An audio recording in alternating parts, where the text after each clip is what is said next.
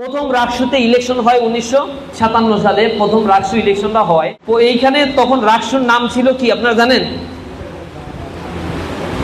RUSU বলা হইতো, অর্থাৎ রাজশাহী বিশ্ববিদ্যালয় স্টুডেন্ট ইউনিয়ন, ছাত্র ইউনিয়ন বলা হতো। সেটা পরবর্তীতে এটা নামটা পাল্টায় 1962 সালে। এই নামটা পাল্টে তখন রাকসু করা হয়।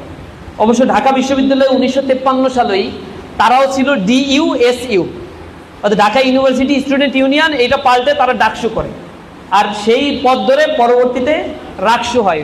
রাকসুটা 1962 সালে নামকরণ করা হয়, আর ঢাকা বিশ্ববিদ্যালয়ের নামটা ওরকম চেঞ্জ হয় হচ্ছে 1953 সালে। ছাত্র সংসদ ইলেকশনের ইতিহাসটা মূলত ঢাকা বিশ্ববিদ্যালয়ের ইতিহাস।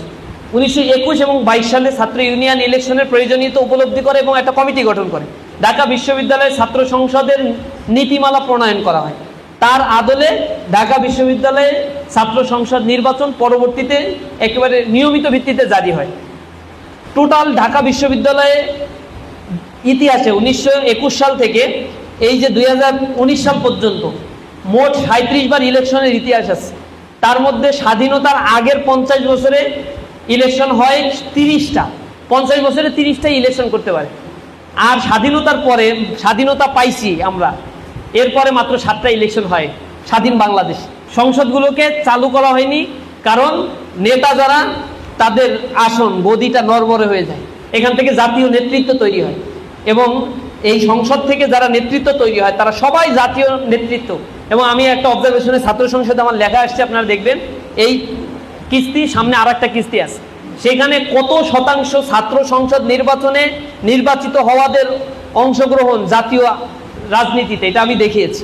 সংসদে 60% যারা জাকসুতে বিভিন্ন হলেও নির্বাচিত হয়েছে তাদের অংশগ্রহণ সংসদে 60%-এর উপরে, এবং উপজেলা পর্যায় পর্যন্ত তো 80-90%ই নেতৃত্ব সাপ্লাই দেয় এই ছাত্র সদস্যকে হয়েছিল।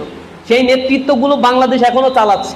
এদের মধ্যে উল্লেখযোগ্য আছে আপনাদের রাজশাহী ইউনিভার্সিটিতে সর্বশেষ ইলেকশনে যারা বিজয় অর্জন করে, ঢাকা বিশ্ববিদ্যালয়ে হোক বা অন্য কোনো দলের ক্ষেত্রে হোক, ডাকসুতে ইলেকশন করে জিতেছে, এবং ডাকসুর ভিপি জিএস যারা তারা রাজনীতি করছে। অধ্যাপক গোলাম আজম, তিনি মূলত 1947-48 দুই দফা ঢাকা বিশ্ববিদ্যালয়ের নির্বাচনে সর্বোচ্চ সংখ্যক ভোট পেয়ে জেনারেল সেক্রেটারি নির্বাচিত হন। তিনিও তো ইসলামী আন্দোলনের পুরোধা বলে বাংলাদেশে, এবং এই অঞ্চলে সাংগঠনিক কাঠামো ডেভেলপ করার ক্ষেত্রে মাস্টার মাইন্ড বলা হয় তাকে ইসলামী আন্দোলনের ক্ষেত্রে। এটা হচ্ছে তার দীর্ঘ রাজনৈতিক আন্দোলনের, ক্যাম্পাসে রাজনীতি আন্দোলন করছে, রাজনীতি করছে, এর ইম্প্যাক্টটা গিয়ে পড়ছে ইসলামী সংগঠনের উপরে। সুতরাং জাতীয় ক্ষেত্রে এই ছাত্র সংসদগুলোর ভূমিকা অনেক বেশি। আমরা যাদেরকে বের করতে পারছি এই ইলেকশন করে করে, তারাও কিন্তু জাতীয়ভাবে আমাদের সবাই এখন জাতীয় সংসদের নমিনি, অর্থাৎ জাতীয় সংসদ সদস্য ইলেকশনগুলো করে অধিকাংশই আমরা বের করতে পারছি। এখনও অনেকে প্রফেশনালি অনেক ভালো, বিদেশে গিয়েছে প্রফেশনালি ভালো করছে। তো ছাত্র সংসদগুলো নেতৃত্ব তৈরির কারখানা বলা হয়।